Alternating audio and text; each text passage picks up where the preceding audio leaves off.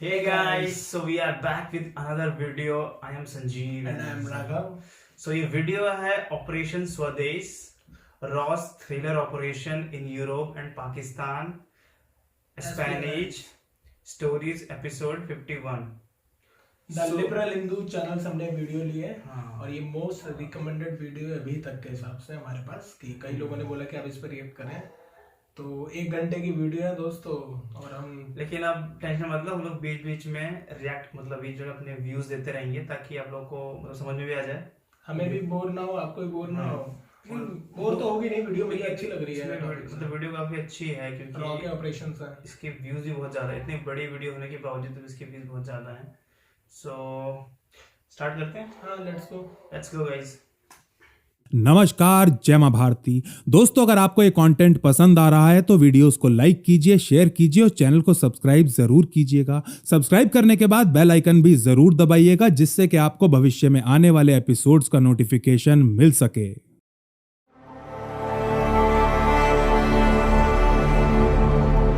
जनवरी 1985 की सुबह लंदन के न्यूहम में हल्की बारिश हुई थी. इलाके का पारा 4 डिग्री से नीचे चला गया था और ऐसे ठंडे मौसम में भी तारिक सिद्दीकी नाम का एक माली रोज की तरह एक घर के गार्डन में अपना काम कर रहा था.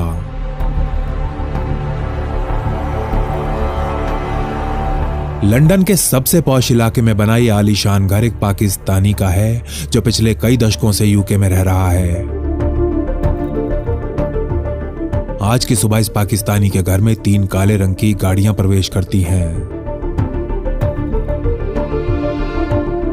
इन गाड़ियों के अंदर घुसते ही बगीचे में काम कर रहा तारिक बहुत ही हड़बड़ी में अपने औजार नीचे फेंक देता है. अपनी जेब से एक छोटी सी डायरी और पेन निकालता है और फिर कांपते हुए हाथों से इन गाड़ियों के नंबर नोट करने में लग जाता है. इन गाड़ियों में से कुछ लोग अपने अपने बंदूकधारी बॉडीगार्ड्स के साथ नीचे उतरने लगते हैं और फिर एक एक कर घर के मालिक को गले लगाने के बाद घर के अंदर चले जाते हैं.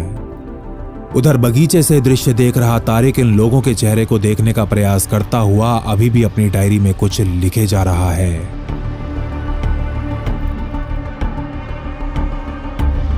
दोपहर के 3 बजे तक इस घर में आए ये सारे मेहमान वापस लौट चुके थे कि तभी तारिक घर के मेन गेट से बाहर निकलता है और दाएं बाएं देखता हुआ आगे की तरफ चलना शुरू कर देता है. कोई 10 मिनट पैदल चलने के बाद वो एक पार्क के अंदर घुस जाता है और कुछ चक्कर लगाने के बाद एक बेंच के ऊपर जाकर बैठ जाता है. थोड़ी देर चारों तरफ अच्छे से नजरें घुमाने के बाद तारिक नाम का एक पाकिस्तानी अपनी जेब से एक माचिस की डब्बी निकालता है और फिर नीचे झुक टेप के एक टुकड़े से इस डब्बी को बेंच के नीचे चिपका देता है. बहुत ही हड़बड़ी में ऊपर उठने के बाद वो एक बार फिर चारों तरफ नजरें घुमाता है और फिर एक सफेद रंग की चौक से बेंच के ऊपर कई जगह क्रॉस के निशान बना देता है.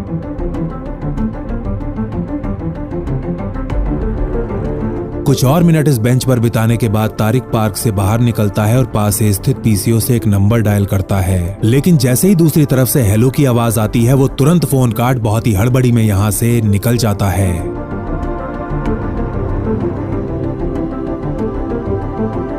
जनवरी की इस कड़कड़ाती ठंड में भी तारिक के माथे से पसीनों का झरना बह रहा था. दिल की धड़कनें बढ़ी हुई थी और हाथ पैर बुरी तरह कांप रहे थे. वो जानता था कि यदि वो पकड़ा गया तो उसे बहुत ही बुरी मौत नसीब होगी. उसे ऐसा लग रहा था क्योंकि एक पाकिस्तानी होने के बावजूद भी वो भारत की इंटेलिजेंस एजेंसी R&AW के लिए काम कर रहा था.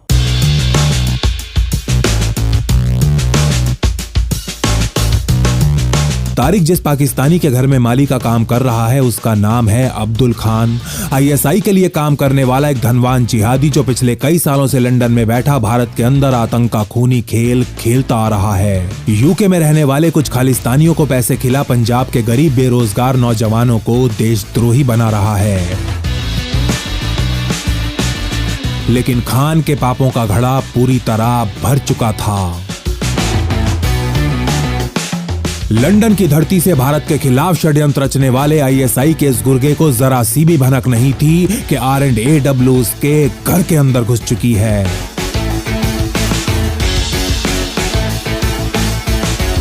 अपनी हर सांस हिंदुस्तान के खिलाफ लेने वाला ये पाकिस्तानी नहीं जानता था कि 3 साल के अंदर अंदर वो और उसका शैतानी नेटवर्क दोनों ही इस दुनिया में नहीं होंगे। इधर वो अपने इस आलीशान घर में आईएसआई के साथ भारत के विरुद्ध षड्यंत्र रच रहा था और उधर उसका सर्वनाश करने के लिए R&AW के कुछ राष्ट्रवादी जासूस एक कोवर्ट मिशन को अंजाम दे रहे थे। मिशन जिसे नाम दिया गया था ऑपरेशन स्वदेश।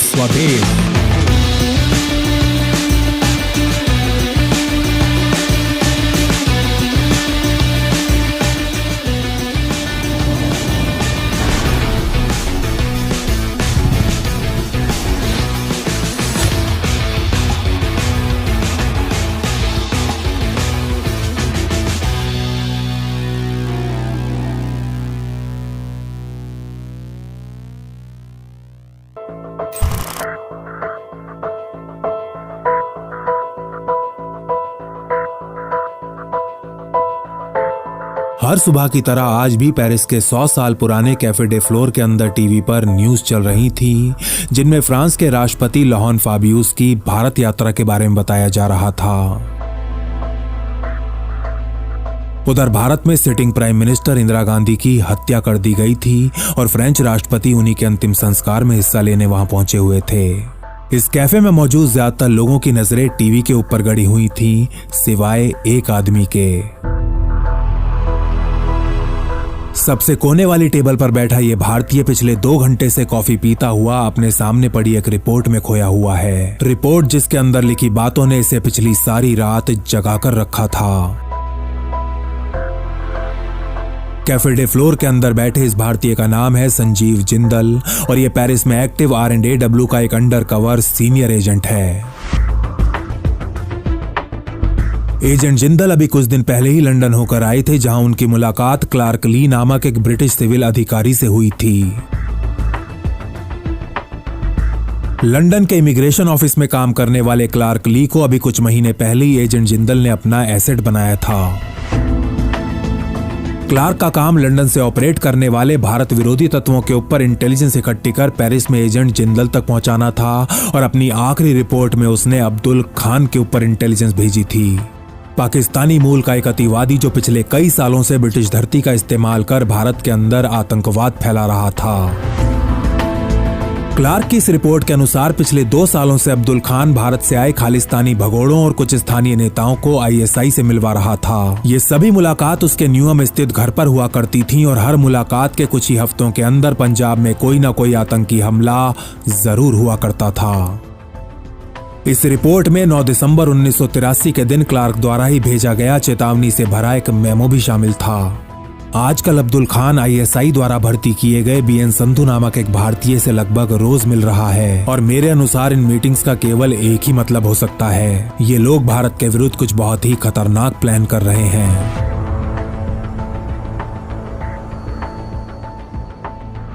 इस रिपोर्ट को पढ़ एजेंट जिंदल का मन गुस्से और कुंठा से भर उठा था। वो पिछले काफी समय से अब्दुल खान के ऊपर रिपोर्ट्स नई दिल्ली भेज रहे थे, लेकिन वहां बैठे बाबू और नेताओं के कानों पर एक जूं तक नहीं रेंग रही थी। इसके अलावा उन्हें यह भी पता था कि भारत का एक बहुत बड़ा राजनीतिक वर्ग विदेशी धरती पर कोवर्ट ऑपरेशंस करने का बिल्कुल भी समर्थन नहीं करता। ऐसे में अब्दुल खान के इस अत्यंत शक्तिशाली नेटवर्क का सर्वनाश आखिर कैसे किया जा सकता है? पिछले कई महीनों से सवाल उन्हें रातों को चैन से सोने नहीं दे रहा था।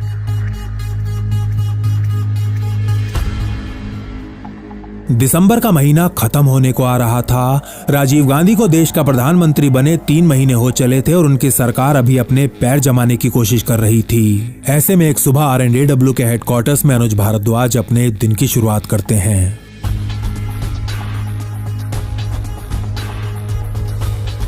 R&AW के इस इंटेलिजेंस ऑफिसर को जासूसी की दुनिया का पॉप स्टार कहा जाता था। भारत और यूरोप की जियोपॉलिटिक्स पर महारत रखने वाले भारद्वाज आज की सुबह एजेंट जिंदल द्वारा भेजी गई रिपोर्ट्स का विश्लेषण करने में लगे हुए हैं। इन रिपोर्ट्स के अनुसार BN संधू नाम का एक खालिस्तानी नेता जिसके ऊपर भारत में कई मुकदमे दर्ज थे, लंदन भाग चुका था। यूके की सरकार ने उसे राजनीतिक आश्रय दे दिया था और अब वो ISI और अब्दुल खान के साथ मिल भारत के विरुद्ध षड्यंत्र रचने का काम कर रहा था। इनमें से एक रिपोर्ट के अनुसार अभी कुछ समय पहले संधू अचानक ही गायब हो गया था और पूरे 2 महीने RNAW के रडार से दूर रहने के बाद अभी कुछ दिन पहले ही लंदन में वापस प्रकट हुआ था। इन रिपोर्ट्स में मौजूद क्लार्क ली के एक मेमो के अनुसार ये 2 महीने संधू ने इस्लामाबाद में बिताए थे। इस मेमो को पढ़ ऑफिसर भारद्वाज के शरीर में कंपकपी सी दौड़ जाती है और वो एजेंट जिंदल को तुरंत नई दिल्ली आने के लिए कहते हैं।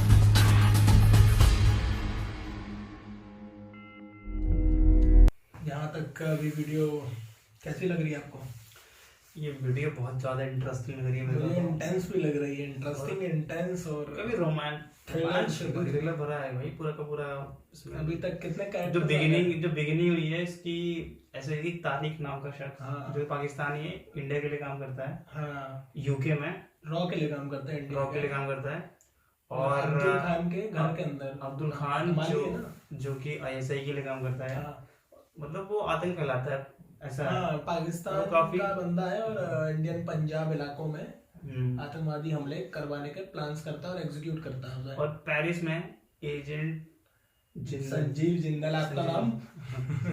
जिंदल एजेंट जिंदल जी, जो कि रिपोर्ट्स भेजते हैं न्यू दिल्ली पे। लेकिन जो वहाँ पे नेता वगैरह जो नेता हैं, वहाँ के पॉलिटिशियंस हैं, वो उनके कानों पे जू तक नहीं सपोर्ट नहीं करते कोवर्ट ऑपरेशंस। एक और कैरेक्टर की एंट्री हुई है, वो एजेंट विनोद है, क्या लिखा है? भारद्वाज जी तो ऑफिसर भारद्वाज, जो रिपोर्ट को पॉप स्टार बोला जाता है जासूसी की दुनिया का। भी वो रिपोर्ट दे कर चुके हैं अभी, और उन्होंने उनको बोला है कि आप आए इंडिया वापस। भाई साहब इतना था अभी, अब फिर से देखते हैं भाई। मुझे तो मजा आ रहा है, और मैं चाहता हूँ कि थोड़ा देर में रोकें। हाँ ठीक है, चलिए आइए।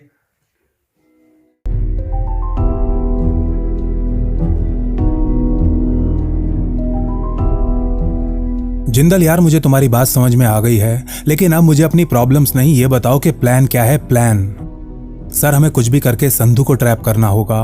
अगर उसके जैसा इंसान ISI और पाकिस्तान आर्मी के हत्थे चढ़ गया तो हमारे लिए बांग्लादेश जैसी स्थिति जन्म ले सकती है। एजेंट जिंदल का ये जवाब सुन थोड़ी देर कुछ सोचने के बाद भारद्वाज कहते हैं, मुझे तो ये समझ नहीं आता कि ब्रिटिश सरकार ने उसे पाकिस्तान जाने की अनुमति दे कैसे दी। क्या उन्हें नहीं पता कि पाकिस्तान एक भस्मासुर को जन्म दे रहा है?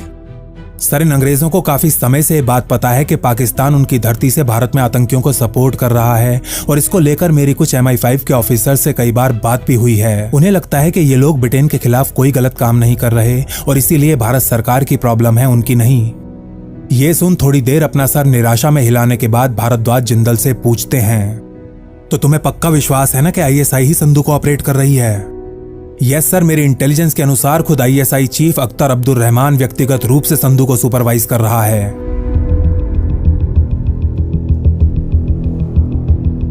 सर, क्लार्क ली नियमित रूप से मुझे इंटेलिजेंस दे रहा है, and believe me, Abdul Khan और संधू के इस गठजोड़ ने मेरी रातों की नींदें हराम कर रखी हैं। RNAW के इन दोनों स्पाइस को बातें करते कई घंटे हो चले थे। लंच का समय बीत चुका था कि तभी भारद्वाज के मुंह से वो शब्द निकलते हैं जिन्हें सुनने के लिए जिंदल के कान बुरी तरह तरस रहे थे। तो इन हरामियों के लिए तुम कोवर्ट ऑपरेशन करना चाहते हो? प्लान क्या है तुम्हारा?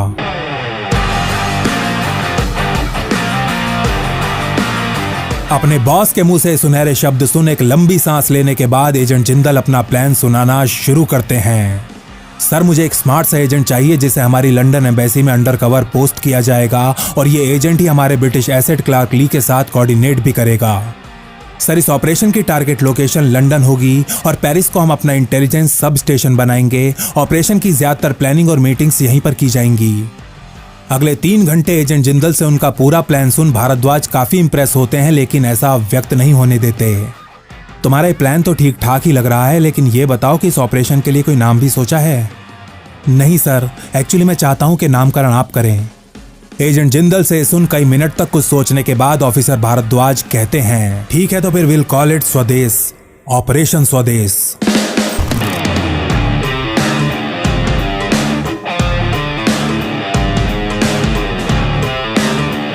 ऑपरेशन स्वदेश का शंखनाद हो चुका था। जिंदल पहले उस एजेंट को आइडेंटिफाई कर चुके थे जिसे लंदन एम्बेसी में पोस्ट किया जाना था।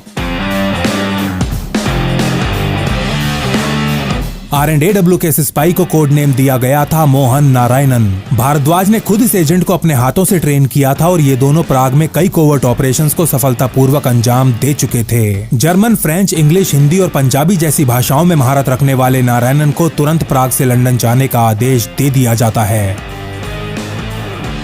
ऑपरेशन स्वदेश को मुख्यतः 2 भागों में बांटा गया था, पहला इंटेलिजेंस कलेक्शन और दूसरा कोवर्ट ऑपरेशंस। इंटेलिजेंस इकट्ठा कर उसे एनालाइज करने की जिम्मेदारी क्लार्क ली और मोहन नारायणन को सौंपी गई थी। वहीं कोवर्ट ऑपरेशंस को कंडक्ट और सुपरवाइज करने का जिम्मा एजेंट संजीव जिंदल के कंधों पर था।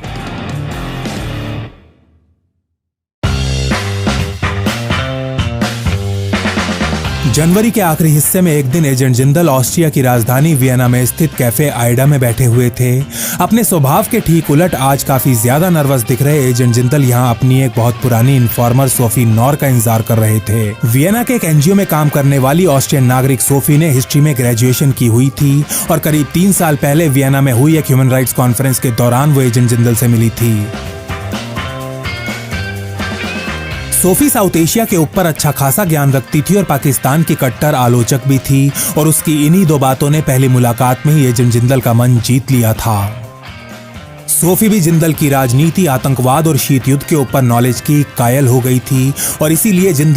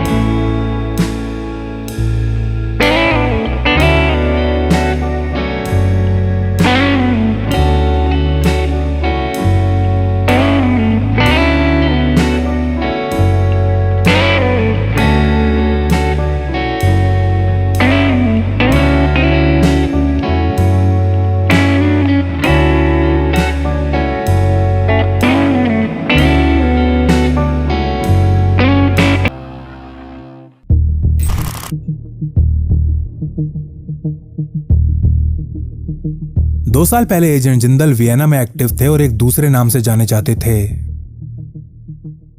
इस दौरान उन्होंने आसिफ नामक एक पाकिस्तानी को आइडेंटिफाई किया था जो ऑस्ट्रिया के स्टीरिया नामक शहर में रहकर भारत में आतंकवाद फाइनेंस करने का काम किया करता था। कुछ महीने सर्वेलेंस करने के बाद जिंदल इस नतीजे पर पहुंचे थे कि आसिफ की भारत विरोधी गतिविधियों को रोकने का केवल एक ही तरीका है, उसके लिए नरकलोक का टिकट काटना होगा।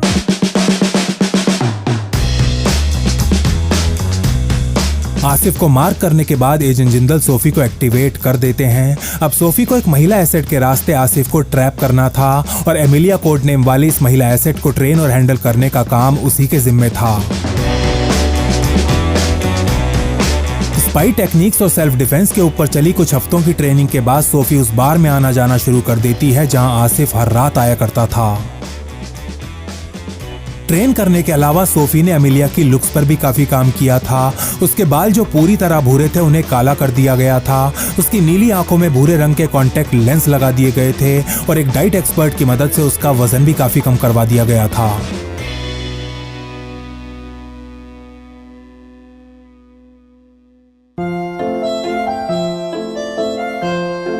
औरतों और शराब का बहुत ज्यादा शौकीन आसिफ एक रात स्टीरिया के ग्राज इलाके में स्थित प्रोपेलर बार में प्रवेश करता है और जैसे ही ड्रिंक ऑर्डर करने काउंटर पर जाता है तो उसकी नजर वहां अकेले बैठी हुई अत्यंत सुंदर एमिलिया पर पड़ती है।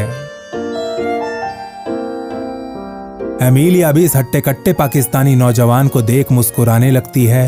ये नौजवान भी उसके लिए कुछ ड्रिंक्स ऑर्डर कर उसके पास आकर बैठ जाता है और फिर अगले कई घंटों तक दोनों एक दूसरे से बातें करने में लगे रहते हैं।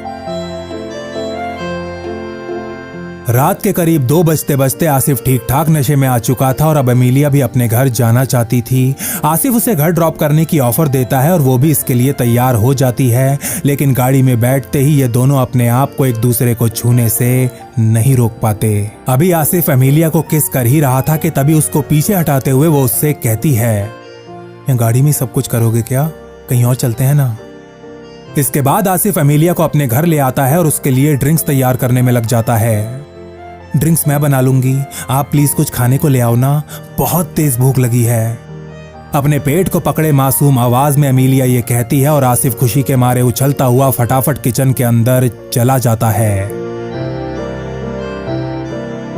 करीब 10 मिनट बाद जब आसिफ किचन से बाहर निकलता है तो अपने हाथों में वाइन का ग्लास लिए अमीलिया उसके बिस्तर पर बिना कपड़ों के बैठी होती है।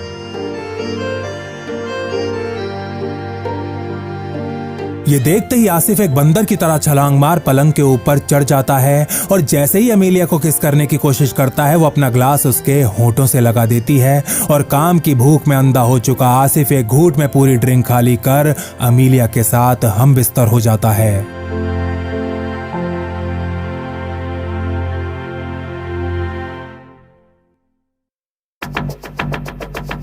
सुबह के लगभग 4 बजे अमीलिया बिस्तर से उठती है, अपने कपड़े पहनती है और फिर सबसे पहले आसिफ की नब्ज चेक करती है जो पूरी तरह ठंडी पड़ चुकी थी। इसके बाद वो एक कपड़े से इस घर की हर उस चीज को साफ करने में लग जाती है जिसे उसने गलती से भी छुआ था। लगभग 4:30 बजे स्कार्फ ओढ़े अमीलिया आसिफ के घर से बाहर निकलती है और थोड़ी दूरी पर इंतजार कर रही सोफी के साथ एक गाड़ी में बैठ यहां से गायब हो जाती है।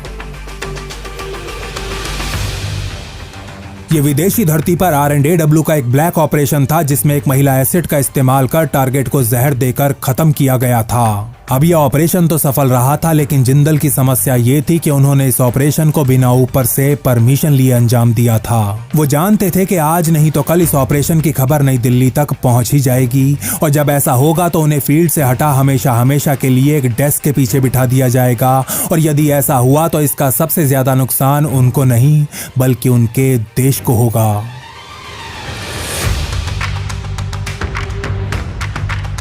अब ये सब होने से रोकने का जिंदल के सामने केवल एक ही मार्ग था, आसिफ और खुद के बीच हर प्रकार के कनेक्शन को पूरी तरह मिटा देना। इसीलिए वो अपने उस समय की आइडेंटिटी को नष्ट कर एक नई आइडेंटिटी बनाते हैं और सोफी को बिना बताए रातों रात वियना से गायब हो जाते हैं।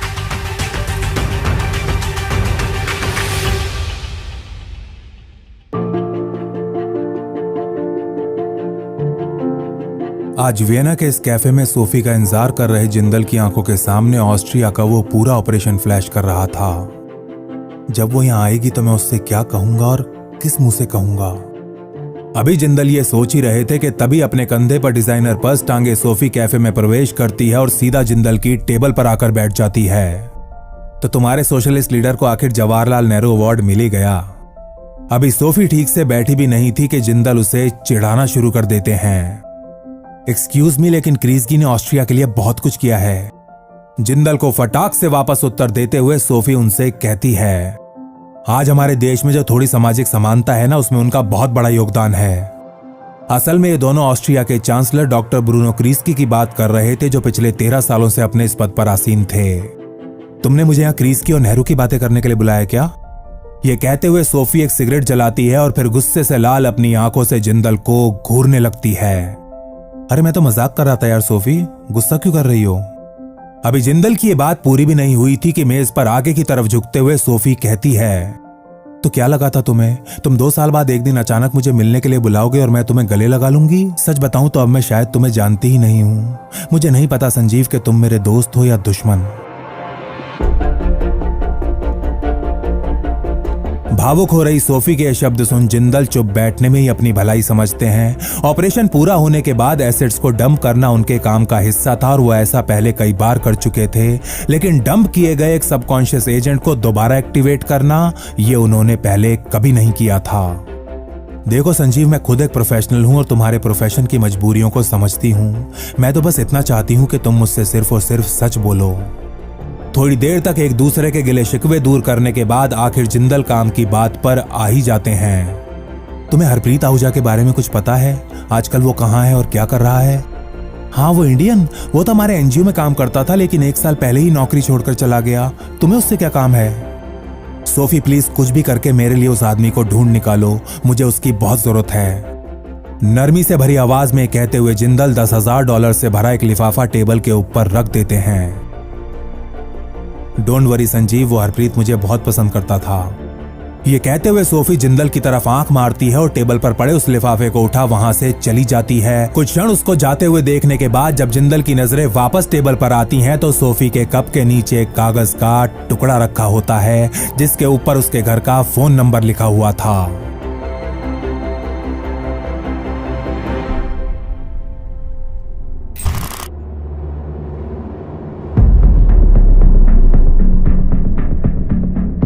सोफी के साथ हुई इस मुलाकात के 2 दिन बाद जिंदल पेरिस वापस आ जाते हैं और सबसे पहले ऑपरेशन स्वदेश की लंदन टीम को फोन करते हैं। नारायणन उन्हें बताते हैं कि उन्होंने अब्दुल खान के घर पे काम करने वाले माली तारिक सिद्दीकी को अपने मालिक से गद्दारी करने के लिए तैयार कर लिया है और वो भी एक बहुत ही मामूली रकम के बदले।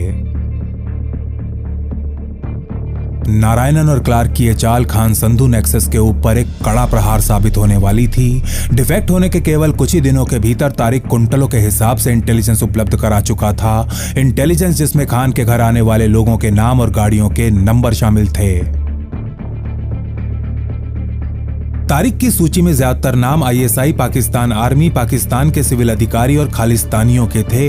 तारिक के अनुसार बीएन संधू नियमित रूप से खान के घर आया करता था और हर बार उसके साथ 2 बॉडीगार्ड्स के अलावा हरबख्श सिंह नाम का एक भारतीय भी होता था। इसके अलावा तारिक नारायणन और क्लार्क को यह भी बताता है कि संधू और हरबख्श अगले महीने यानी कि फरवरी में एक बार फिर इस्लामाबाद जाने वाले हैं। तारिक द्वारा दी गई ये जानकारी इंटेलिजेंस नहीं बल्कि 24 कैरेट का गोल्ड थी। जिंदल इस बात को जानते थे और इसीलिए वो अपनी लंदन टीम को शाबाशी देते हुए कहते हैं, नारायणन तुम और क्लार्क बहुत ही अच्छा काम कर रहे हो। कोशिश करके देखो कि तुम्हारा एसेट खान के घर आने वाले भारतीय लोगों की फोटो हमें दे सकता है या नहीं, और अगर वो किसी तरह खान से मिलने वाले आईएसआई और पाक आर्मी मिशन के बारे में बात करते थे जो बेसिकली जब जिंदल जी ने फ़ोन किया उनको भारद्वाज जो थे, फिर उनको कुछ ऐसा बंदा चाहिए था जो संजीव जिंदल जी की मदद कर सके। तो फिर नारायणन जी की एंट्री होती है यहाँ पे। फिर 2 पार्ट्स में डिवाइड कर दिया था इस ऑपरेशन को, एक कोवर्ट और एक इंफॉर्मेशन गैदरिंग की टीम। हाँ, एक टीम में थे मिस्टर ली एंड नारायणन और सेकेंड वाली टीम में थे जिंदल जो कंट्रोल कर रहे थे। इनके भी ऊपर थे मेरे ख्याल से वो। तो फिर उसके बाद जिंदल जो है कि एक सोफी एक सबकॉन्शियस एजेंट थी, ऑस्ट्रिया की थी। फिर उसके थ्रू उनकी एक कहानी पता इन्होंने उससे पहले की है कि वहां पे जाके इन्होंने कैसे एक आसिफ को कैसे जहर देके उसको एलिमिनेट किया था। वही बोल रहा हूँ, मोहम्मद आसिफ नाम का एक शख्स था जो कि मतलब ऐसा टेरर एक्टिविटीज करता था। तो उसको मारा था एक एमिलिया के थ्रू मारा था। तो एमिलिया जो उनके लिए काम करती थी, सोफी जी के लिए। फिर मारने के बाद अभी जो हम लोग देख रहे हैं ये एक नया ऑपरेशन, एक तरीके से नया ऑपरेशन स्वदेश पे नया पार्ट है। तो इसलिए हमने वीडियो को पॉज किया था ताकि हम लोग उसी पर डिस्कस कर सकें। सो देखते हैं फिर अभी तक कैसा लगा आपको? बहुत मजा आ रहा भाई, मतलब बहुत ही जबरदस्त है भाई। अच्छा है, पर चलिए आगे लास्ट में बात करेंगे थोड़ी, फिर देखते हैं ना, मजा आ रहा है। कि ऑफिसर्स की फोटोज खींचकर हमें दे दे, फिर तो मजा ही आ जाएगा मेरे दोस्त। सर वैसे मुझे अभी तारिक पर पूरी तरह विश्वास नहीं हुआ है, लेकिन फिर भी मैं ट्राई करके देख लेता हूँ।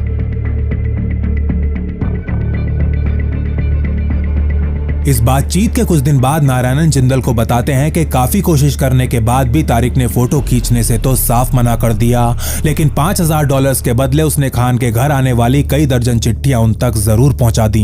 इनमें से ज्यादातर लिफाफे तो अलग अलग कार्यक्रमों और समारोह के आमंत्रण थे, लेकिन एक लिफाफे के अंदर अब्दुल खान की बैंक स्टेटमेंट थी। इस बैंक स्टेटमेंट का निरीक्षण करने पर पता चलता है कि पिछले काफी समय से अब्दुल खान संधू और हरबख्श के अकाउंट्स में हर महीने पैसे जमा करवा रहा है।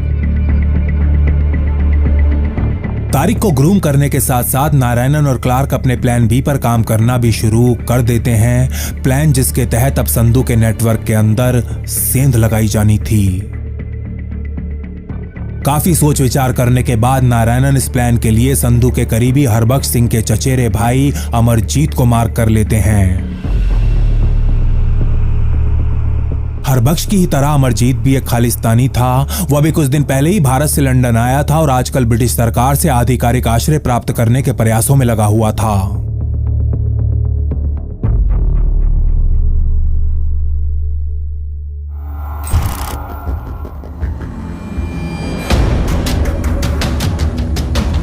मार्च 1985 में एक दोपहर अपने हाथों में असाइलम की एप्लीकेशन ली अमरजीत सिंह लंदन के इमिग्रेशन ऑफिस में प्रवेश करता है, लेकिन अपने काउंटर पर जाने से पहले ही क्लार्क ली से टकरा जाता है। अमरजीत से टकरा क्लार्क ऐसा दर्शाते हैं जैसे उनकी ये मुलाकात मात्र एक संयोग हो, लेकिन ऐसा बिल्कुल नहीं था। पिछले कई दिनों से क्लार्क ने अमरजीत के ऊपर नजरें गड़ाई हुई थी और वो जानते थे कि आज की दोपहर वो यहाँ आने वाला है। क्या बात है सर, आप काफी परेशान दिख रहे हैं, क्या मैं आपके लिए कुछ कर सकता हूँ? इमिग्रेशन ऑफिस में ही काम करने वाले क्लार्क ली से सुन अमरजीत कहता है, सर जी मैं कब से असाइलम के लिए यहाँ चक्कर काट रहा हूँ, लेकिन मेरी कोई सुनवाई नहीं हो रही है। कोई बात नहीं, मैं देखता हूँ क्या हो सकता है, आइए मेरे साथ आइए। ये कहते हुए क्लार्क अमरजीत के कंधे पर अपना हाथ रखते हैं और उसे दूसरी मंजिल पर अपने ऑफिस में ले जाते हैं, जहां नारायणन पहले से बैठे हुए थे।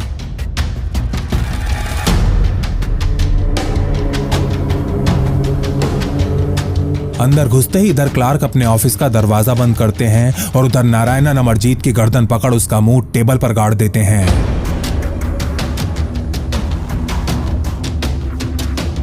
मादर, तू वहां पंजाब में 4 पुलिस वालों को मार के भागा हुआ है और यहाँ एप्लीकेशन में लिखता है कि भारत सरकार तेरे ऊपर अत्याचार कर रही है, तेरी जान को वहां पे खतरा है। रुक जा साले, मैं बताता हूं कि जान को खतरा होता क्या है। यहाँ क्लार्क और नारायणन अमरजीत के साथ गुड कॉप बैड कॉप खेल रहे थे। जब अमरजीत बहुत बुरी तरह डर चुका होता है तब क्लार्क नारायणन को ऑफिस से बाहर जाने को कहते हैं।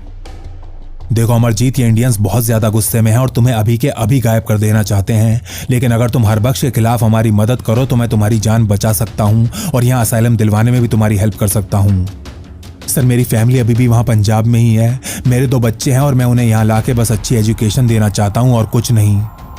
ठीक है अमरजीत, अगर बात तुम्हारे बच्चों की है तो मैं तुम्हारी हर संभव सहायता करूंगा, लेकिन मुझे हरबख्श के बारे में सब कुछ बताओ। सर अब वो हरबख्श नहीं रहा जिसके साथ मैं बड़ा हुआ था। पाकिस्तान से आने के बाद वो पूरी तरह बदल चुका है। जब से वो वापस लौटा है उसके घर पे हर समय पाकिस्तानियों का ही तांता लगा रहता है। वो सारे उसके साथ ड्राइंग रूम में जाकर बैठ जाते हैं। वो अंदर क्या बातें करते हैं ये तो मुझे नहीं पता, लेकिन मुझे उन लोगों से बहुत ही गंदी फीलिंग आती है। क्लार्क ली से बात करते हुए अमरजीत फूट फूट कर रोना शुरू कर देता है। साहब मेरी किस्मत फूटी थी जो मैं हरबख्श की बातों में आके खालिस्तान के चक्कर में पड़ गया। मैं आपके सामने हाथ जोड़ता हूं साहब, मुझे उसके चंगुल से बचा लो।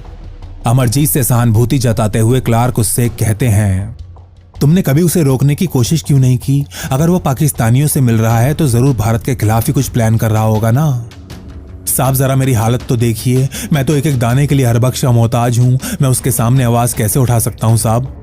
चिंता मत करो, अब तुम्हें पैसों की कोई दिक्कत नहीं होगी। बस तुम अपने भाई और पाकिस्तानियों के बीच होने वाली बातचीत को सुनने की कोशिश करना और अगर कुछ सुनाई दे तो मुझे तुरंत बताना। ये कहने के बाद क्लार्क अमरजीत को कुछ पैसे देते हैं और उसे ये मीटिंग गुप्त रखने का सख्त निर्देश देते हुए वहां से भेज देते हैं। उधर पेरिस में एजेंट जिंदल लंदन टीम के काम से बहुत ज्यादा खुश थे, लेकिन सोफी से मिले उन्हें 3 महीने हो चले थे। उसकी तरफ से अभी तक कोई कांटेक्ट नहीं हुआ था और यही बात उन्हें अब थोड़ा सा परेशान कर रही थी। ये वो समय था जब वियना अमेरिका और सोवियत यूनियन के बीच चल रही कोल्ड वॉर का थिएटर बना हुआ था। CIA और KGB एजेंट्स के बीच यहाँ दिन रात कबड्डी खेली जा रही थी और ऐसे माहौल में सोफी जैसा एक एसेट बहुत ही आराम से गायब हो सकता था।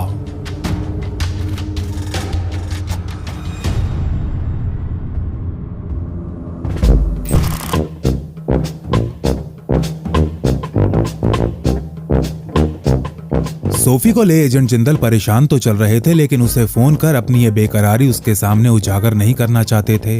अभी वो इस बारे में सोच ही रहे थे कि अप्रैल के पहले हफ्ते में एक दिन सोफी उनसे कांटेक्ट कर ही लेती है।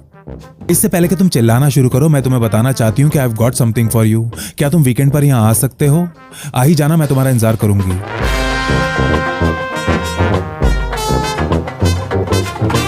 6 अप्रैल के दिन एजेंट जिंदल और सोफी एक बार फिर वियना के कैफे आइडा में बैठे होते हैं और थोड़ी देर इधर उधर की बातें करने के बाद सोफी हरप्रीत आहूजा तक पहुंचने की कहानी सुनाना शुरू करती है।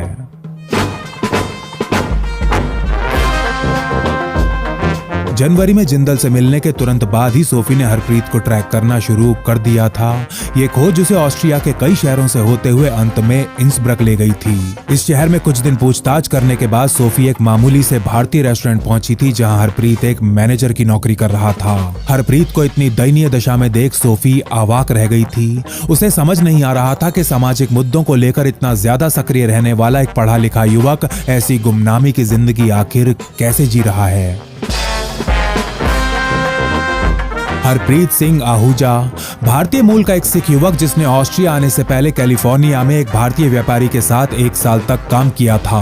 अवतार सेठी नाम का यह व्यापारी संधू के नेटवर्क को फाइनेंस करने का काम कर रहा था और पिछले काफी समय से जिंदल के रडार पर था। सेठी के साथ 1 साल काम करने के बाद एक दिन अचानक आहूजा कैलिफोर्निया से गायब हो गया था और तब से ही जिंदल उसे ट्रैक करने के प्रयास में लगे हुए थे।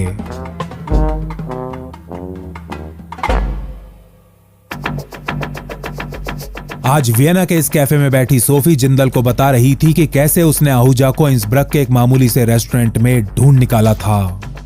संजीव, उसकी आर्थिक हालत बहुत ज्यादा खराब है। मैंने उससे कहा है कि इंपोर्ट एक्सपोर्ट का काम करने वाला एक भारतीय व्यापारी उसकी मदद कर सकता है और वो इस व्यापारी से मिलने के लिए तैयार भी हो गया है। You are just amazing Sophie. हम कल ही इंसब्रक के लिए निकलेंगे। मैं इस आदमी को दोबारा अपने हाथों से निकलने नहीं दे सकता।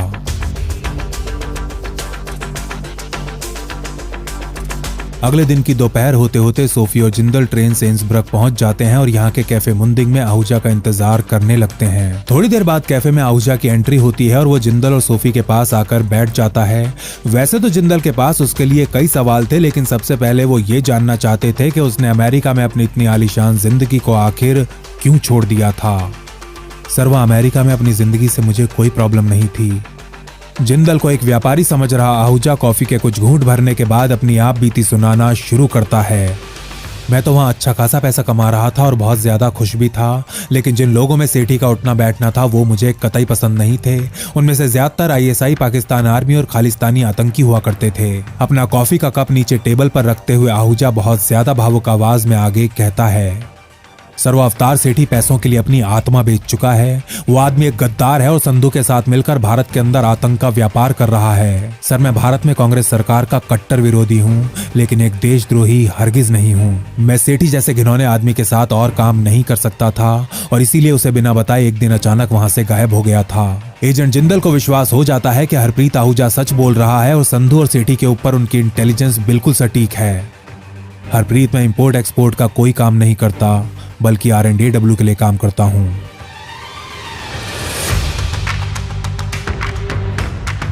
ये सुनते ही आहूजा बहुत बुरी तरह घबरा जाता है और जैसे ही अपनी कुर्सी से उठने लगता है, सोफी उसका हाथ थाम उसे रोक लेती है। घबराओ मत हरप्रीत, इन्हें अपना दोस्त ही समझो। ट्रस्ट मी, तुम्हें कोई खतरा नहीं है। सोफी के बार बार आश्वासन देने पर हरप्रीत आहूजा एक बार फिर कुर्सी पर बैठ जाता है। देखो हरप्रीत, हमारा काम हर कीमत पर अपनी मातृभूमि की रक्षा करना है और अगर तुम चाहो तो इस काम में हमारी मदद कर सकते हो, लेकिन अगर तुम ना भी कर दोगे तो कोई दिक्कत नहीं है। हम चुपचाप अपने रास्ते चले जाएंगे और तुम दोबारा कभी हमारी शक्ल नहीं देखोगे। कुछ घंटों के सोच विचार और एस्प्रेसो के कई शॉट्स लेने के बाद हरप्रीत आहूजा R&AW के लिए काम करने को तैयार हो जाता है। अब हरप्रीत आहूजा को कैलिफोर्निया वापस जा अवतार सेठी के साथ एक बार फिर संपर्क कर उसका विश्वास जीतना था और सोफी को उसका हैंडलर बनने के साथ साथ उसकी फियांसे का रोल भी निभाना था।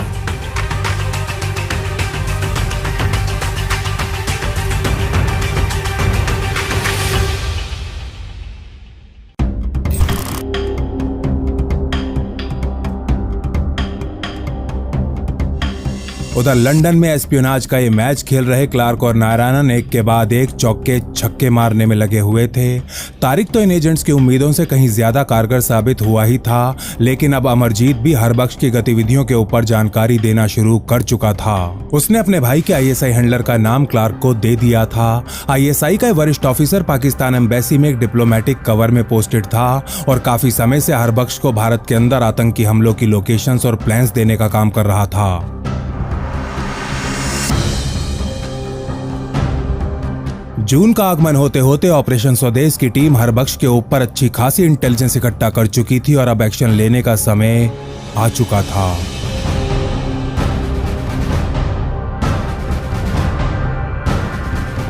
कई हफ्तों तक सोच विचार करने के बाद जिंदल और भारद्वाज हरबख्श और उसके आईएसआई हैंडलर को एक्सपोज करने का निर्णय लेते हैं। इसके बाद जून 1985 में एक दिन हरबख्श और आईएसआई ऑफिसर के खिलाफ बनाई गई इंटेलिजेंस रिपोर्ट को बैकडोर चैनल्स के रास्ते उस समय के British home secretary Leon Brittan तक पहुंचा दिया जाता है। इसके अलावा इस रिपोर्ट की एक कॉपी नई दिल्ली में पोस्टेड अमेरिकन, कनेडियन और ब्रिटिश डिप्लोमेट्स को भी भेज दी जाती हैं।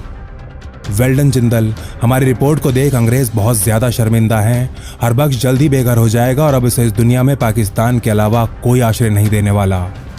भारद्वाज से सुसमाचार सुन जिंदल खुशी के मारे नाचने लगते हैं, लेकिन उनकी ये खुशी ज्यादा दिन नहीं रह पाती। इससे पहले कि ब्रिटिश सरकार हरबख्श के खिलाफ कार्यवाही कर पाती, वो और उसका आईएसआई हैंडलर लंदन से ऐसे गायब हो जाते हैं जैसे गधे के सर से सींग। साफ था कि आईएसआई ने हरबख्श को लंदन से इवैक्यूएट कर दिया था। वो नहीं चाहते थे कि ब्रिटिश अथॉरिटीज हरबख्श से आईएसआई और आतंकियों के रिश्तों के ऊपर सवाल पूछें। इसके कुछ दिन बाद पाकिस्तान में एक्टिव भारद्वाज का एक एसेट उन्हें संदेश भेजता है कि हरबख्श अपने परिवार समेत इस्लामाबाद में सेटल हो चुका है।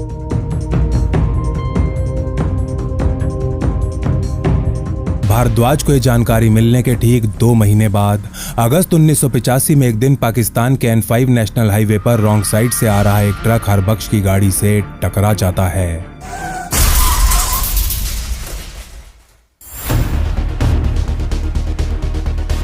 और भारत के खिलाफ आईएसआई के लिए काम करने वाला ये देशद्रोही हॉस्पिटल पहुंचने से काफी पहले ही दम तोड़ देता है। खान संधू नेक्सस की एक विकेट तो डाउन हो चुकी थी और अब अब्दुल खान, बीएन संधू और अवतार सेठी को भी क्लीन बोल्ड करने का समय आ चुका था। जिंदल को लग रहा था कि सेठी एक व्यापारी है और यदि एजेंसी उसके खिलाफ आवश्यक सबूत इकट्ठा कर ले तो डरा धमका के उसे अपने साथ मिलाया जा सकता है। लेकिन बात जहां तक संधू और खान की थी तो उनके लिए केवल एक ही रास्ता रह गया था, रास्ता जो सीधा नरक में जाकर मिलता है। अपने इस प्लान के साथ एजेंट जिंदल हरप्रीत आहूजा को फोन करते हैं, जो अब तक अवतार सेठी से संपर्क स्थापित कर चुका था और उससे मिलने के लिए कुछ दिन बाद सोफी के साथ कैलिफोर्निया निकलने वाला था।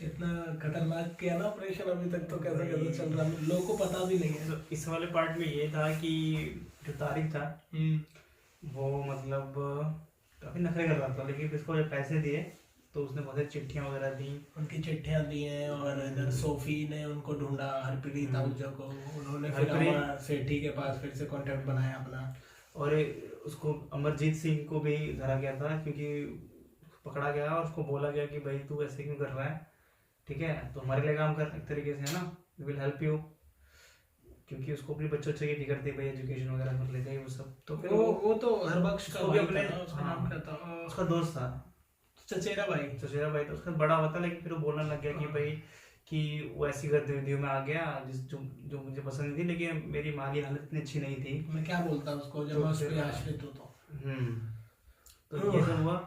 और इस वाले पार्ट में ये था कि भाई अभी एक विकेट डाउन कर दिया, संजीव का नाम लिए जा रहे हैं बार-बार, मेरा नाम भी ले रहे वही पता करना पड़ेगा आपका क्या नाम है, आप कहीं एजेंट तो नहीं है, आप हमारे साथ बैठे हैं, हमारे दर्शकों के सामने आप बैठे हैं, कोई बात नहीं है, मैं एजेंट नहीं हूँ, मैं बस रिएक्ट करता हूँ वही। और एक विकेट तो डाउन हो गया, एक्सीडेंट मेरे को लगता है वो विकेट भी डाउन हो सकता है, ये सही नहीं मर्डर कराया हो मे बी, क्योंकि वो अगर हाथ लगता तो देख कैसे इवैक्यूएट करा दिया भाई साहब, जब पता लगा कि अब ये फंसने वाला है तो इवैक्यूएट करा के इस्लामाबाद में सेटल भी कर दिया, और फिर वहाँ पे एक्सीडेंट होना मुझे आम बात नहीं लगती है, मुझे लगता है कि भाई इजीली डाइजेस्टेबल नहीं है, एक्सीडेंट करवाया गया है, हुआ नहीं है मर्डर का। खैर आगे देखते हैं हम क्या बोलते हैं सर। बाकी कितने मिनट की वीडियो अभी और? ओके अभी 20 मिनट की वीडियो बची है अभी और, चलिए शुरू करो। 12 अक्टूबर 1985 के दिन प्रेमी जोड़े की तरह एक दूसरे की बाहों में बाहें डाले आहूजा और सोफी सैन फ्रांसिस्को एयरपोर्ट पर लैंड करते हैं। आज इन दोनों की सेठी से पहली मुलाकात होने वाली थी। उसके साथ अपने पुराने रिश्तों और वर्तमान स्थिति की दुहाई दे आहूजा को सेठी से काम मांगना था। सोफी आहूजा की मंगेतर बन उसके साथ यहाँ आई थी और उसे साइकोलॉजिकल टेक्निक्स का प्रयोग कर सेठी को सही दिशा में गाइड करना था। सोफी और आहूजा के साथ हुई पहली मीटिंग में तो अवतार सेठी उन्हें कोई ज्यादा भाव नहीं देता, लेकिन दोबारा मिलने का आश्वासन जरूर देता है। इस दौरान हरप्रीत आहूजा कैलिफोर्निया में अपने पुराने दोस्तों से भी मिलता है, जिनमें सेठी का ड्राइवर पूरन सिंह भी शामिल था। पूरन आहूजा को बताता है कि अमेरिकन गवर्नमेंट द्वारा बीसीसीआई बैंक के खिलाफ शुरू की गई इंक्वायरी की वजह से आजकल सेठी काफी ज्यादा टेंशन में है और भारत में आतंकियों तक पैसे पहुंचाने के लिए नए नए रास्तों की तलाश कर रहा है। Bank of credit and commerce international एक अंतर्राष्ट्रीय बैंक था जिसकी स्थापना 1972 में आगा हसन अबेदी नाम के एक पाकिस्तानी बैंकर ने की थी। समय के साथ साथ ये बैंक काला पैसा सफेद करने के लिए दुनिया भर के आतंकियों और ड्रग लॉर्ड्स की पहली पसंद बन गया था और इसी के चलते अब अमेरिकन एजेंसीज के रडार पर था।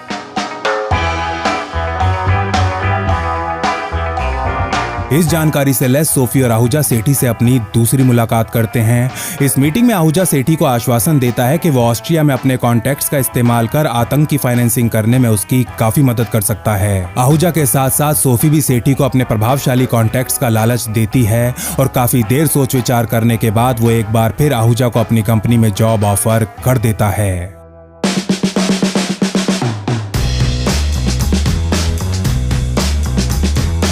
इसके बाद अगले कई महीनों तक सोफी और आहूजा अवतार सेठी के बिजनेस और गतिविधियों के ऊपर जितनी हो सके उतनी इंटेलिजेंस इकट्ठा करने में लगे रहते हैं। सोफी और आहूजा को सेठी के साथ काम करते लगभग 4 महीने हो चले थे और जब जिंदल को विश्वास हो जाता है कि सेठी के खिलाफ पर्याप्त इंटेलिजेंस इकट्ठा हो चुकी है तो वो उन दोनों से तुरंत कैलिफोर्निया छोड़ने को कहते हैं। अगले दिन सोफी और आहूजा सेठी से घूमने फिरने के लिए कुछ हफ्तों की छुट्टियां मांगते हैं और वो उनको छुट्टियां दे भी देता है। सेठी से आज्ञा मिलते ही सोफी और आहूजा सबसे पहली फ्लाइट पकड़ पेरिस के लिए निकल जाते हैं।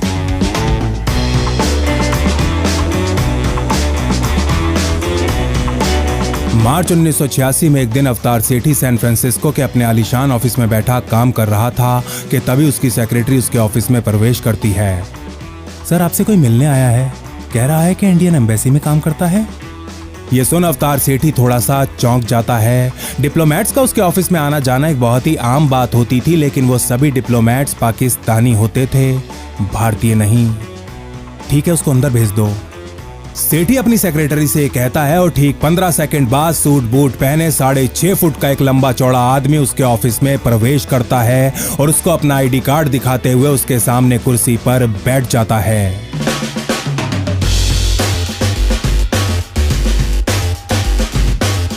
कहिए मिस्टर गुप्ता, मैं आपके लिए क्या कर सकता हूं? अपना हाथ आगे की तरफ बढ़ाते हुए सेठी ये कहता है तो रंजन गुप्ता नाम का ये भारतीय डिप्लोमेट उत्तर देता है। मिस्टर सेठी, आप गलत सवाल पूछ रहे हैं। सवाल ये नहीं है कि आप मेरे लिए क्या कर सकते हैं, बल्कि ये है कि मैं आपके लिए और आपके साथ क्या क्या कर सकता हूं।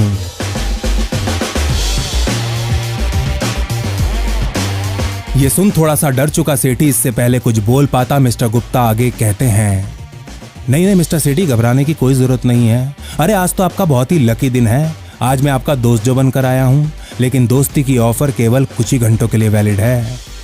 मार्च के महीने में एसी ऑफिस के अंदर बैठा सेठी पसीनों में नहाने लगता है और अपनी टाई की गांठ ढीली करते हुए कहता है, अरे सर, आप मुझसे चाहते क्या हैं? प्लीज साफ साफ बताइए ना। मिस्टर सेठी, हम आपके और संधू के बारे में सब कुछ जानते हैं। हमें पता है कि आप ISI और अब्दुल खान के लिए क्या काम करते हो। सर, आपको जरूर कोई गलतफहमी हुई है। मैं तो एक ईमानदार बिजनेसमैन हूं और यहाँ की NRI कम्युनिटी का एक इज्जतदार सदस्य भी। मैं दिन में न जाने कितने लोगों से मिलता हूं और इस संधू भी मुझे ऐसे ही कहीं टकरा गया होगा। बिलीव मी सर, मैं ISI के बारे में कुछ नहीं जानता। जैसे ही सेठी ये कहता है, गुप्ता अपने ब्रीफकेस से कुछ कागज निकाल उसके सामने मेज पर पटक देते हैं। ये सेठी के पिछले कई महीनों के बैंक रिकॉर्ड्स थे जिनमें उसके द्वारा संधू और अब्दुल खान के साथ की गई ट्रांजैक्शंस को हाईलाइट किया गया था।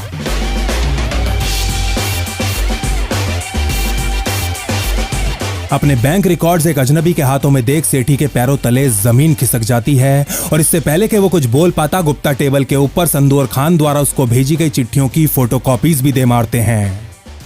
मिस्टर सेठी, मैं एक IFS ऑफिसर हूँ, so please don't insult my intelligence. आपके लिए यही अच्छा है कि आप सच बताकर अपने मन का बोझ हल्का कर लें। वैसे भी इतने सालों तक अपने देश से गद्दारी करना बहुत ही भारी काम है, क्यों, है ना?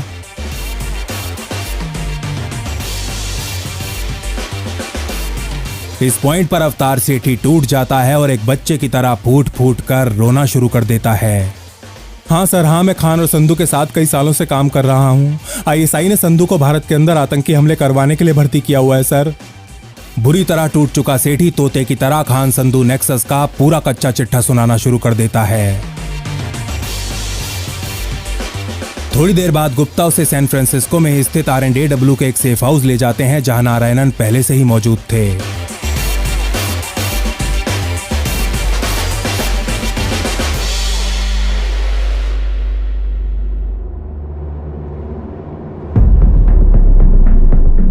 इस सेफ हाउस में नारायणन सेठी को पूरे 6 घंटे इंटेरोगेट करते हैं और इन 6 घंटों के दौरान वो संधू खान नेक्सस में शामिल उन सभी पाकिस्तानी ऑफिसर्स के नाम बताता है जो संधू को इस्तेमाल कर भारत में आतंक का कैंसर फैला रहे थे। इस शुरुआती पूछताछ के बाद ISI की नजरों से बचाने के लिए सेठी को सबसे पहले ब्राजील ले जाया जाता है और फिर मोरक्को के रास्ते पेरिस, जहां एजेंट जिंदल बहुत बेसब्री से उसका इंतजार कर रहे थे। सेठी के पहुंचने से पहले ही भारद्वाज भी दिल्ली से पेरिस आ जाते हैं और फिर जिंदल और नारायणन के साथ मिल लगातार 2 दिनों तक उसके साथ पूछताछ करते हैं। सेठी खुलासा करता है कि इंडिया के ऊपर ऑपरेशंस करने के लिए लंदन स्थित पाकिस्तान एम्बेसी में ISI की एक स्पेशल डिटैचमेंट बनाई गई है, जिसमें ISI के 6 सबसे शातिर और खतरनाक ऑफिसर्स काम कर रहे हैं। खुद ISI चीफ द्वारा चुने गए इन 6 ऑफिसर्स को सिर्फ और सिर्फ एक ही डायरेक्टिव दिया गया था, भारत के अंदर आतंक के जाल को ज्यादा से ज्यादा फैलाना।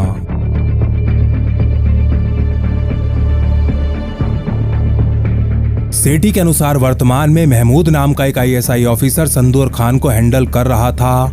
ISI की भारत विरोधी यूनिट के ऑफिसर्स के अलावा सेठी उन 27 लोगों के नाम और प्रोफाइल्स भी R&AW को देता है जो भारत में रहकर संधू खान नेटवर्क के लिए आतंकियों की भर्ती करने का काम कर रहे थे।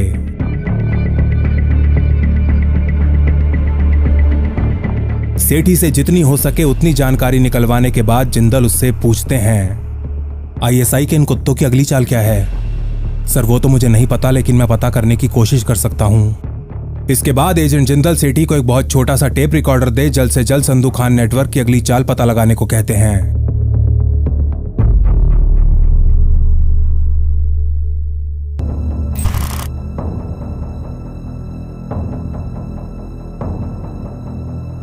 पेरिस में हुई इन मीटिंग्स के कुछ दिन बाद सेठी द्वारा दिए गए उन 27 भारतीय लोगों की सूची उस समय के गृह मंत्री PV नरसिम्हा राव की टेबल पर पड़ी होती है। R&AW हेडक्वार्टर्स द्वारा भेजी गई सूची में वो नाम थे जो संधू खान नेटवर्क के इशारे पर भारत के अलग अलग शहरों से युवाओं को भर्ती कर उन्हें आतंकी बना रहे थे। अप्रैल का अंत होते होते जिंदल को पता चलता है कि कोवर्ट ऑपरेशन कर इन 27 लोगों में से 18 को ऊपर भेजा जा चुका है और बाकी 9 को भी जल्द ही अपने साथियों के पास भेज दिया जाएगा।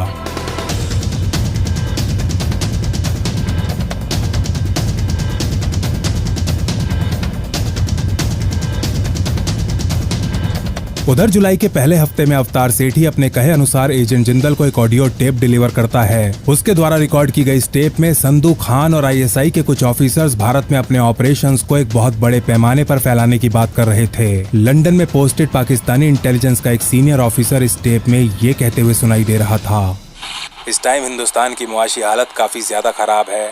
चोट करने का इससे अच्छा मौका दोबारा नहीं आने वाला।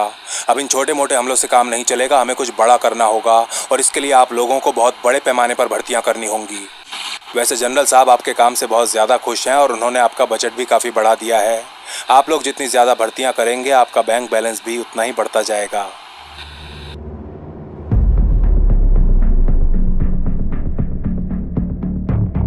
सेठी से मिली स्टेप और इंटेलिजेंस से लैस जिंदल इधर MI5 में अपने कुछ कॉन्टैक्ट से मुलाकात करते हैं और उधर भारद्वाज विदेशी धरती पर कुछ टारगेट्स का सफाया करने के लिए R&AW के उस समय के चीफ SE जोशी को मनाने में लग जाते हैं। जिंदल से मिले सबूतों के आधार पर अगस्त 1986 में ब्रिटिश सरकार पाकिस्तानी राजदूत को अपनी भारत विरोधी यूनिट बंद करने और इस यूनिट में काम करने वाले अंडरकवर ISI ऑफिसर्स को तुरंत यूके से तड़ी पार करने का आदेश दे देती है। ब्रिटिश सरकार का निर्णय भारत के लिए एक बहुत बड़ी जीत थी और उन भारतीय नेताओं के मुंह पर एक बहुत बड़ा तमाचा था जो R&AW के पर काट देना चाहते थे। तारिक अमरजीत और सेठी से मिली इंटेलिजेंस को आधार बनाते हुए राजीव गांधी भी उस समय के ब्रिटिश प्रधानमंत्री मार्गरेट थैचर से फोन पर बात करते हैं। थैचर गांधी को आश्वासन देती हैं कि यदि भारत द्वारा दिए गए सबूत पक्के हैं तो संधू के खिलाफ उचित कार्यवाही अवश्य की जाएगी। उधर भारद्वाज और जिंदल ब्रिटिश प्रधानमंत्री के इस वादे से काफी खुश थे। वो जानते थे कि उनके द्वारा संधू के खिलाफ इकट्ठा किए गए सबूत इतने ज्यादा मजबूत हैं कि ब्रिटिश एजेंसीज चाहकर भी इनमें कोई लूप होल्स नहीं ढूंढ पाएंगी।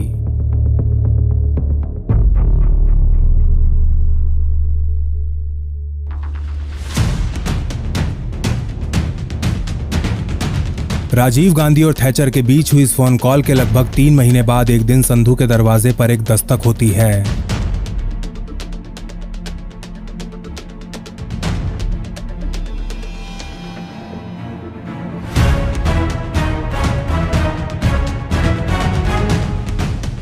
और जैसे ही उसका नौकर दरवाजा खोलता है, सर से पैर तक हथियारों से लदी स्कॉटलैंड यार्ड की एक SWAT टीम तूफान की तरह उसके ऊपर टूट पड़ती है।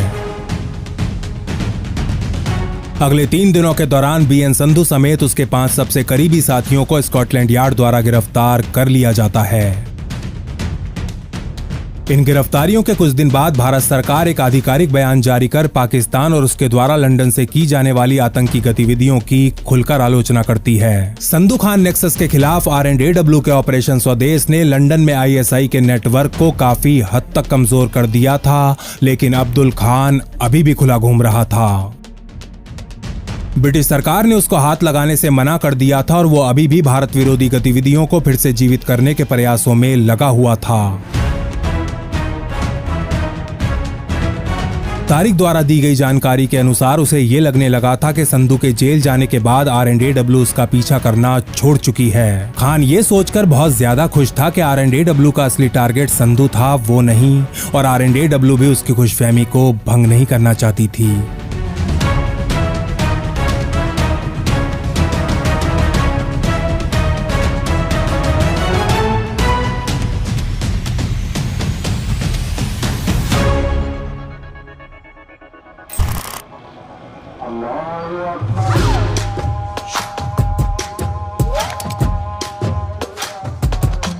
साल 1986 खत्म हो चुका था और 87 शुरू हुए भी लगभग 6 महीने हो चले थे। इसी दौरान जून के दूसरे हफ्ते में अब्दुल खान अपने होम टाउन लाहौर आया हुआ था और यहाँ बने अपने पुश्तैनी घर में रह रहा था। अभी 2 महीने पहले मार्च में हमीद गुल ISI का नया नवेला हेड बना था और खान को यहाँ उसी से मिलने के लिए बुलाया गया था। लंदन से ठीक उलट यहाँ लाहौर में खान की दिनचर्या बहुत ही हल्की फुल्की थी। वो रोज सुबह 4:30 बजे उठकर सबसे पहले पास से स्थित एक मस्जिद जाता और यहाँ नमाज अदा करने के बाद 5:40 5:50 तक बाहर आ जाया करता। इसके बाद वो एक स्थानीय पार्क में थोड़ी देर वॉक करता और फिर एक ठेली वाले से कुछ फल खरीदने के बाद 6:30 बजे तक अपने घर वापस लौट आता। जून 1987 में एक दिन ये सारे काम करने के बाद अब्दुल खान अपने घर वापस लौट रहा होता है और घर के बाहर पहुंच वो जैसे ही दरवाजा खोलने के लिए अपने हाथ आगे बढ़ाता है, उसके पीछे से पाकिस्तान रेंजर्स की वर्दी पहने 2 आदमी प्रकट होते हैं। अरे भाईजान, आप वो लंदन वाले अब्दुल खान है ना?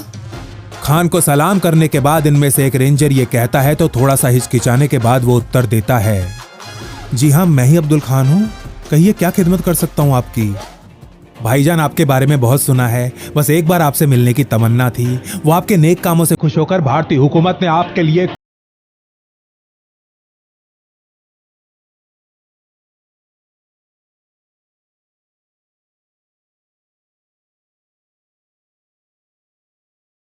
इससे पहले कि खान कुछ समझ पाता, ये दोनों रेंजर्स अपनी कमर से एक एक पिस्तौल निकालते हैं और उसके ऊपर ताबड़तोड़ लोहा बरसाना शुरू कर देते हैं।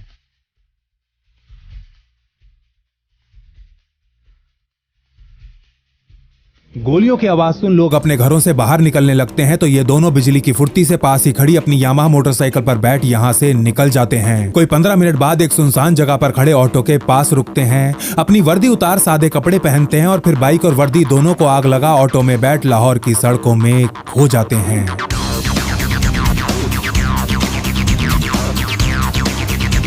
सालों से भारत के अंदर आतंक का तांडव करवा रहे अब्दुल खान को ये दो अनजान लोग कुल 9 गोलियां मारते हैं, जिनमें से 6 उसके सर में लगती हैं और 3 गर्दन के आर पार निकल जाती हैं। भारत के अंदर हिंसा का नंगा नाच करवा के तमाशा देखने वाला अब्दुल खान जमीन पर गिरने से पहले ही अपना दम तोड़ देता है।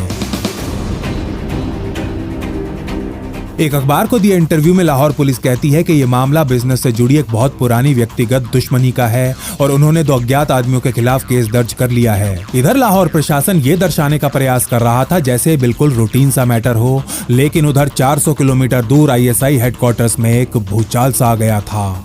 ISI के हेडक्वार्टर्स में बैठने वाले एक ऑफिसर से लेकर चपरासी तक हर आदमी अपने अंदर आज एक दहशत महसूस कर रहा था। उन्हें पता था कि भारत की इंटेलिजेंस एजेंसी उनके घर के अंदर घुस के उनकी नाक के ठीक नीचे उनके सबसे लाडले गुर्गे को दिन दहाड़े ठोक चुकी है।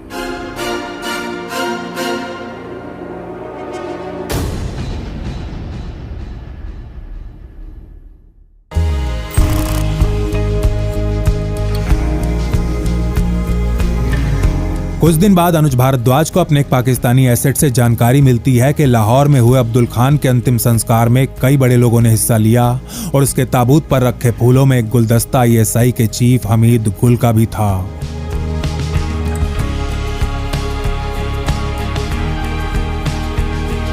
RNAW हेडक्वार्टर्स में आज खुशी का माहौल था।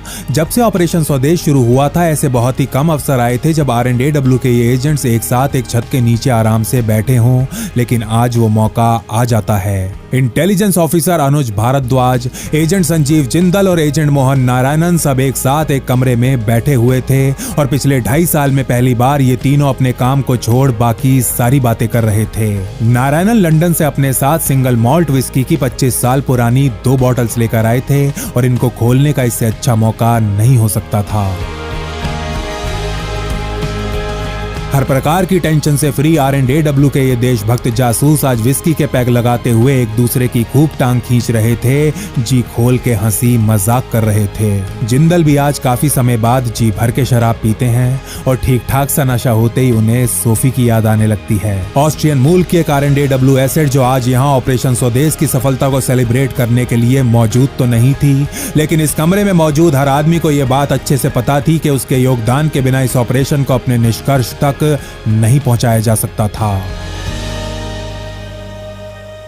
आज से 2.5 साल पहले वियना के उस कैफे में सोफी ने जिंदल को अपना पर्सनल फोन नंबर दिया था और आज पहली बार वो इस नंबर पर कॉल कर ही लेते हैं। कई घंटियां जाने के बाद सोफी फोन उठाती है तो अपनी आवाज में आभार लिए जिंदल उससे कहते हैं, सोफी एक बात जो मुझे तुमसे बहुत पहले कह देनी चाहिए थी लेकिन मैं कभी कह नहीं पाया, वो ये है कि I am really very very sorry.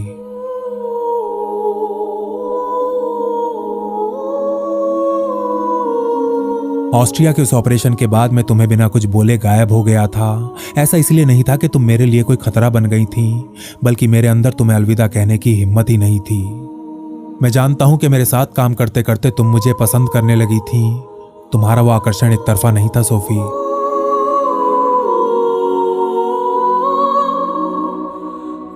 तुम भी जानती हो कि हमारे काम में भावनाओं के लिए कोई जगह नहीं होती। अगर उस दिन मैं तुम्हें बाय कहने के लिए रुक जाता तो शायद अपने देश के लिए वो कभी नहीं कर पाता जो आज मैंने कर दिखाया है। इतने सालों में आज पहली बार जिंदल के मुंह से इस प्रकार के भावुक शब्द सुन थोड़ी देर तक चुप रहने के बाद सोफी कहती है, मिस्टर बॉन्ड तुमने बहुत शराब पी ली है, जाओ अब जाके सो जाओ, कल बात करेंगे।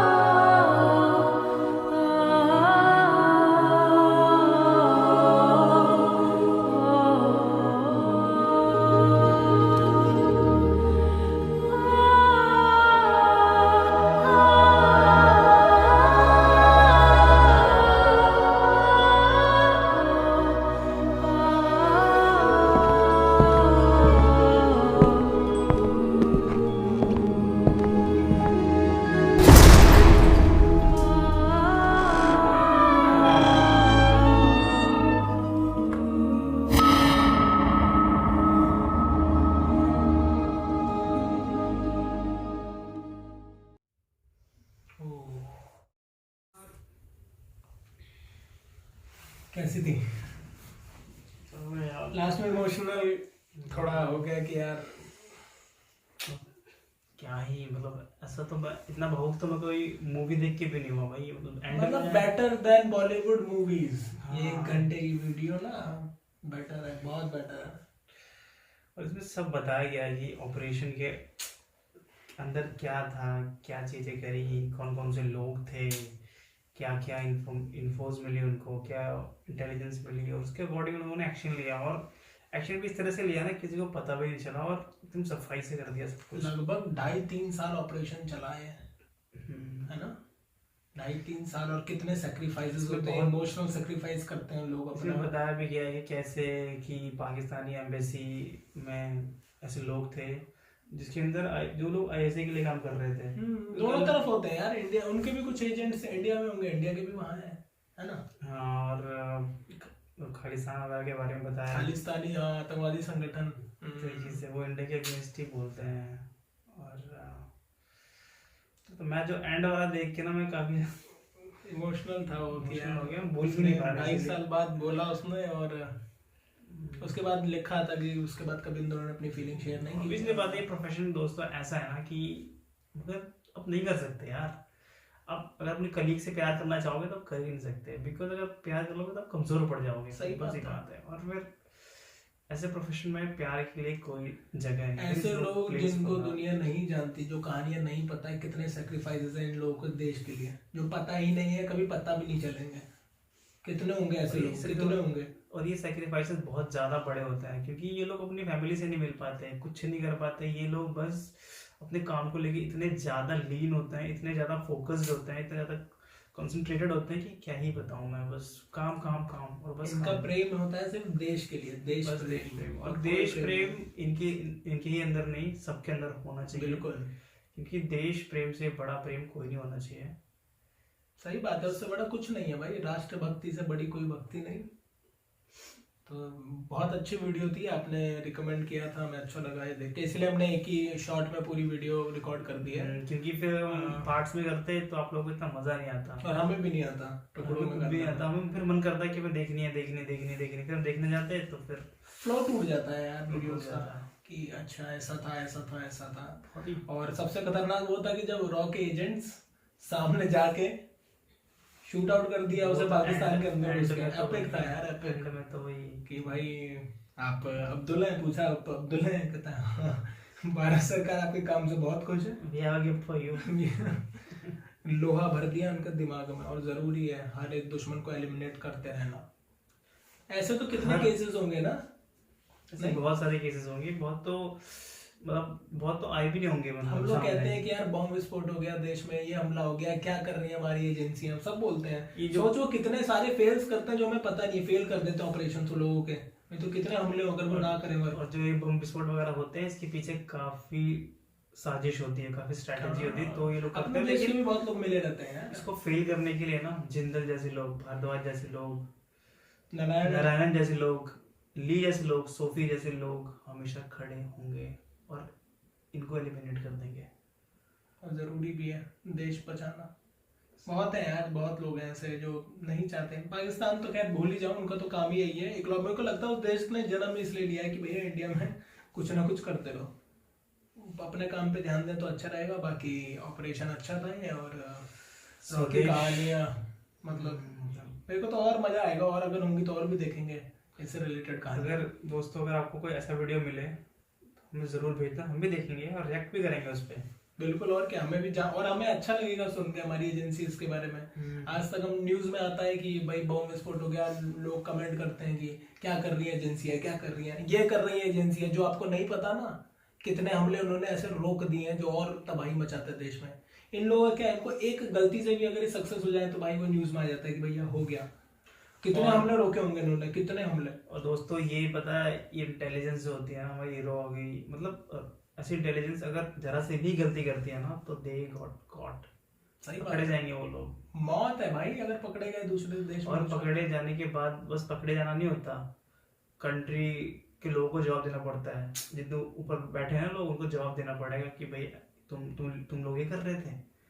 तो वो इसको ऐसे करना होता है ना कि पता भी नहीं चले, वो बोलते हैं ना कि अगर दांत से काम करो बात को पता ना चले, ऐसा करना होता है इन लोगों को। देश के लिए जान की बाजी लगाते हैं, फैमिली को छोड़ते हैं वो लोग, अपने इमोशनल चीजें नहीं कर पाते हैं। they do lot of sacrifices।